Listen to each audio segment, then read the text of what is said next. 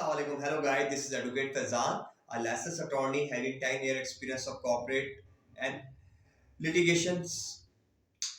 आज हम बहुत ही इंपॉर्टेंट टॉपिक पे बात करने जा रहे हैं जिसका इंटरलिंक है हमारी प्रीवियस वीडियो से, जिसमें हमने बात की थी बेसिक अंडरस्टैंडिंग ऑफ निकाहनामा।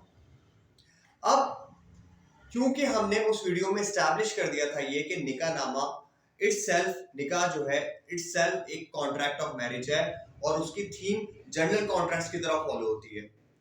लिहाजा इस बात पे भी हम एग्री हैं कि जो जनरल कॉन्ट्रैक्ट होता है वो भी लिखा जाता है, तभी उसकी एक शरई और कानूनी हैसियत होती है।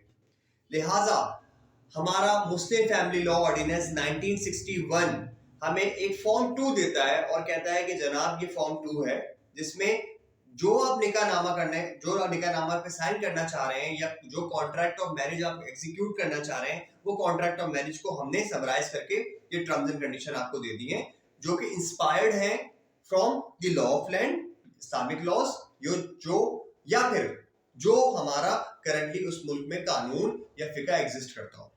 ठीक है जनाब, तो अब बेसिक अंडरस्टैंडिंग तो बता दी, लेकिन सवाल ये आता है कि इस वीडियो को बनाने का मकसद क्या है। देखिए जी, हमारे यहाँ एक कॉन्सेप्ट है कि प्रोसीजरली लड़का या लड़की जिनकी शादी होने जा रही होती है वो इन क्लॉजेस को पढ़ते नहीं है, इनको सिर्फ इनकी फैमिली मेंबर्स बता देते हैं कि भाई जनाब ये जगह है, यहाँ पर साइन कर दें एंड दैट्स ऑल।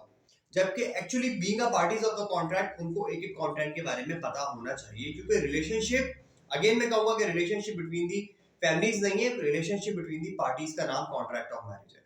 लिहाजा मैं बेसिक क्लॉजेस के बारे में बताऊंगा जो कि फॉर्म 2 में, जो कि कॉन्ट्रैक्ट ऑफ मैरिज निकाहनामे में लिखी हुई है, जिसका जानना आपको बहुत जरूरी है। सबसे पहले मैं बात करूंगा क्लॉज नंबर 2 से क्लॉज नंबर 6 तक के बारे में। क्लॉज नंबर 2 से क्लॉज नंबर 6 आपके मेजर पर्टिकुलर्स आपको उसमें लिखने होते हैं, उसमें बताने होते हैं, जो कि लड़का और लड़की के मौजूद हैं। जैसे लड़के का नाम, उनकी वल्दियत, उनकी डेट ऑफ बर्थ, उनका जो है उनकी एज क्या है, करंटली वो कुंवारे हैं या नहीं, ये इस बारे में बताया जाता है। वाइस वर्सा, खातून जो लेडी है वो भी अपना नाम बताएंगी, अपना वल्दियत बताएंगी, अपना रेजिडेंट बताएंगी, उनकी एज क्या है, वो मेजर है या नहीं, उम्र जो कि कहलाई जाती है, और क्या वो पहले कुंवारी थी या बेवा थी या उनकी फर्स्ट मैरिज का मतलब मैरिटल स्टेटस क्या है, सब वो सिंगल थी या नहीं, एक्सेट्रा। तो क्लॉज 2 से क्लॉज 6 में ये बात की गई है। क्विकली आते हैं clause number 7 two clause number 8 के।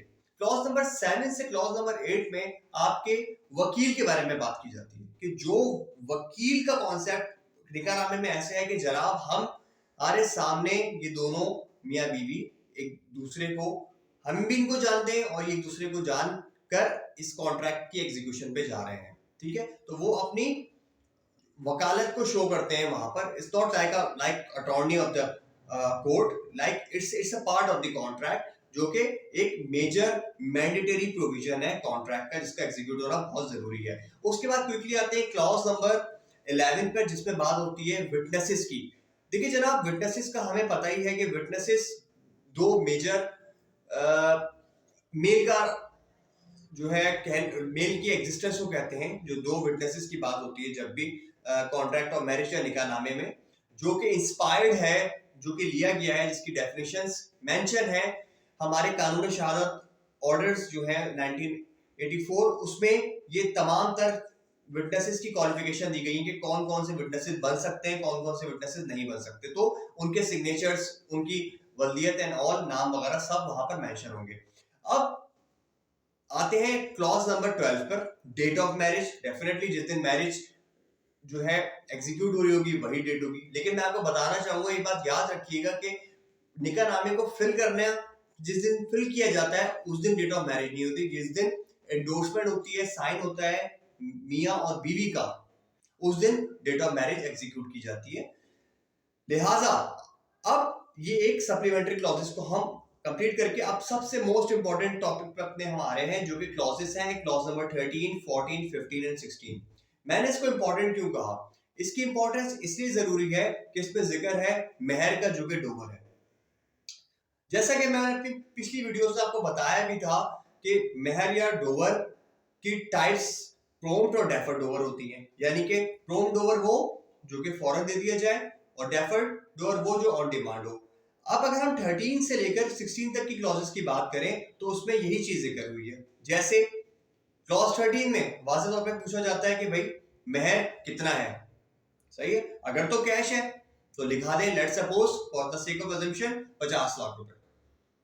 तो उसके बाद फिर अगर 50 लाख रुपए है तो वो यानी कि मूवेबल एसेट दे रहे हैं महर की सूरत में, तो 50 लाख रुपए के बाद फिर सेकंड क्लॉज में लिखा जाएगा कि भाई 50 लाख रुपए आप पूरे दे रहे हैं या आधे दे रहे हैं। क्योंकि नॉर्मली ऐसा भी होता है कि पार्टीज कहती है कि भाई हम 25 लाख रुपए अभी फौरन दे रहे हैं यानी कि प्रॉम्प्ट डोफर की सूरत में दे रहे हैं, और 25 लाख रुपए बाद में डेफर्ड डोवर की सूरत में देंगे, ये भी प्रोसीजर है, या पूरा दे रहे हैं। उसके बाद फिर हमारे पास आ जाता है कि भाई अगर दे रहे हैं तो कब दे रहे हैं। डेफिनेटली ऐसा मैंने आपको बताया कि प्रॉम्प्ट है या डेफर्ड है तो वो डिफाइन हो जाता है। अब लास्ट अगर हम बात करें इसमें तो सबसे इंपॉर्टेंट क्लॉजेस यहाँ पर ऐसे आ जाती हैं कि यहाँ पर अक्सर और बेशतर पार्टीज प्रॉपर्टीज भी देते हैं, इमूवेबल प्रॉपर्टी भी गिफ्ट कर देते हैं। एसेट्स हो गए इमूवेबल प्रॉपर्टी, जैसे प्रॉपर्टी एसेट्स है हमारे पास फ्लैट एसेट्स है, ओपन लैंड है, तो इस तरह की चीजों को भी एज अ डोवर दे दिया जा सकता है। लेकिन उसके लिए जरूरी है कि वहां पर क्लॉजेस लिखी हुई होती हैं कि वहां पर कोई reference of that title property दिया जाए, जैसे कोई सेल एग्रीमेंट का रेफरेंस हो, कोई म्यूटेशन का रेफरेंस हो, या कोई ऐसे डॉक्यूमेंट का रेफरेंस हो जिससे ये प्रूव हो कि हमने फला फला लेट सपोज प्लॉट दिया है इन खातून को महर की सूरत में, और उसका रेफरेंस या एविडेंस यहाँ पर है। लिहाजा इन क्लॉज जो कि 13 से 16 तक को अगर हम इसकी इंपॉर्टेंस जाने, देखें प्रॉब्लम सिर्फ ये कि हम ये क्लॉजेस नहीं पढ़ते। होता ये कि जब इस कॉन्ट्रैक्ट जो हमारा कॉन्ट्रैक्ट ऑफ मैरिज है इसकी वायलेशन होती है और इसकी टर्मिनेशन या इसकी रिवोकेशन या इसकी कंप्लीशन की तरफ मियाँ बीवी डिसाइड करते हैं कि जनाब अगर शौहर खत्म करना चाह रहा है तो वो डाइवोर्स देगा, और खातून अगर खत्म करना चाह रही है तो थ्रू कोर्ट वो खुला लेंगी। ये दोनों चीजें तो हो जाती हैं, डाइवोर्स भी हो जाती है और खुला भी हो जाती है। लेकिन डिस्प्यूट लिटिगेंट्स का कहां फंसता है, जो हमने अपनी लिटिगेशन प्रैक्टिसेस में कोर्ट्स में देखा है कि वो आते हैं इन फाइनेंशियल इश्यूज पे जो कि डोवर या महर है, वहां पर ये चीज क्लासिफाई नहीं कर पा रहे होते। होता ये है for the sake of assumption आपके हस्बैंड की फैमिली ने लिखवाया कि 50 लाख रुपए हम खातून को एज अ डोवर देंगे, डेफर्ड डोवर बाद में देंगे जब ये मांगेंगे। खातून ने शादी के 2 साल बाद डेफर्ड डोवर की डिमांड करी, डिस्प्यूट हुआ, लिटिगेशन में चले गए। अब जब लिटिगेशन में गए तो लड़के की फैमिली ने बोला कि भाई हमने 50 लाख का इनको जेवर दे दिया था इस 50 लाख रुपए की एवज में। कोर्ट की अंडरस्टैंडिंग यहाँ पर है या लॉ की अंडरस्टैंडिंग यहाँ पर ये कि देखिए जी जो आपने लिखवाया है कोशिश करेंगे आप वही दें।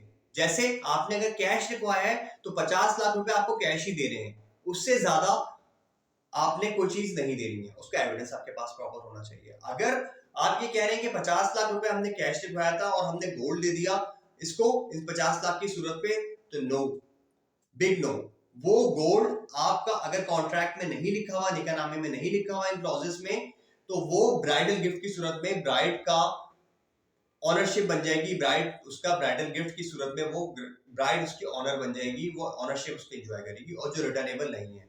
डिफरेंट प्रेसिडेंट केस लॉज हैं, कोर्ट की फाइंडिंग्स हैं जो इस बात को प्रूव करती हैं। लिहाजा इस चीज पर अंडरस्टैंडिंग बहुत जरूरी है।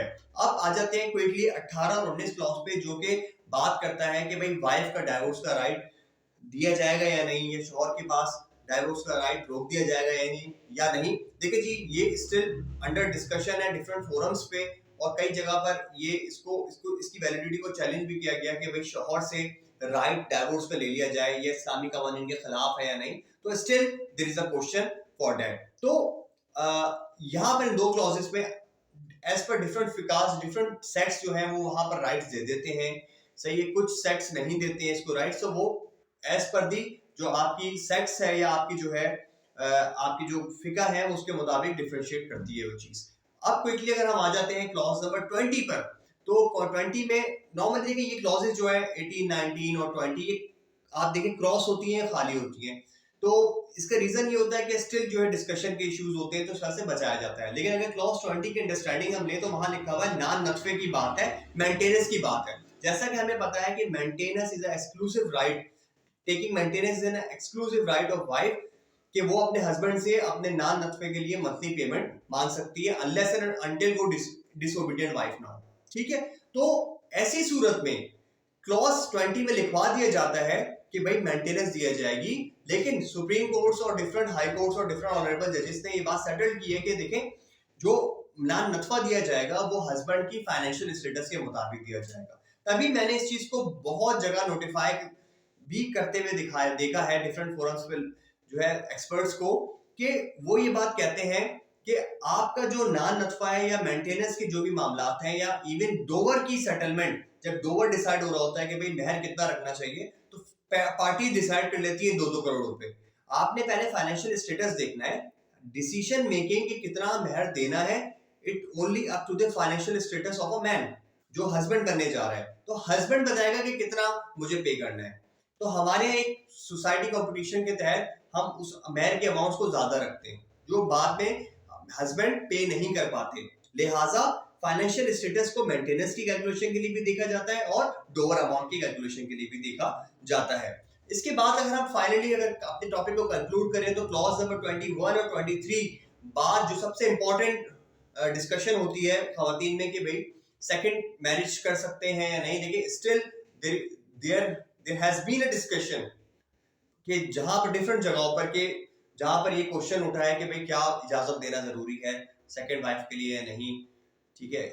तो ऐसी सूरत में जो as per law of land है हम उस कंट्राडिक्टरी डिस्कशन में नहीं जाते। जो फैक्ट्स हैं वो मैं आपको बताता हूँ, ये जो लॉ ऑफ लैंड ने बताए हैं फिलहाल अब तक, कि आपका जो सालसी कमेटी है वहां से आपको परमिशन लेनी पड़ती है थ्रू योर वाइफ, कि आपकी वाइफ जाके वहां परमिशन के लिए ओके करे। वहां से आपको जो है सेकंड मैरिज की जो है इजाजत मिल जाती है, सर्टिफिकेट मिल जाता है, और वो आपको शो कराना पड़ता है निकाह रजिस्ट्रार को। निकाह जो आपका काजी है जो आपका निकाह करवा रहा होता है उसको शो कराना होता है, और उसका रेफरेंस नंबर एंड ऑल सब वहां पर अपने सेकंड निकाह में जो करंटली निकाह हो रहा है उसमें लिखना चाहिए।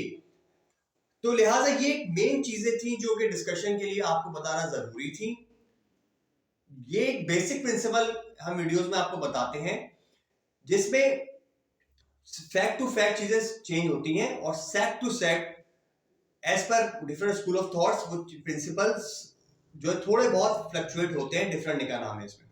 लिहाजा बेसिक प्रिंसिपल को अंडरस्टैंडिंग लेते हुए मेरा आपको बार बार यही सजेशन है कि आप कॉन्ट्रैक्ट को फ्रॉम फर्स्ट टू एंड पढ़ा करें, ठीक है। और आखिरी में कॉन्ट्रैक्ट को साइन करने से पहले जो कि लास्ट क्लॉजेस में अवेलेबल है, एक एक चीज को अंडरस्टैंड करने के बाद उस पर एंडोर्समेंट किया करें।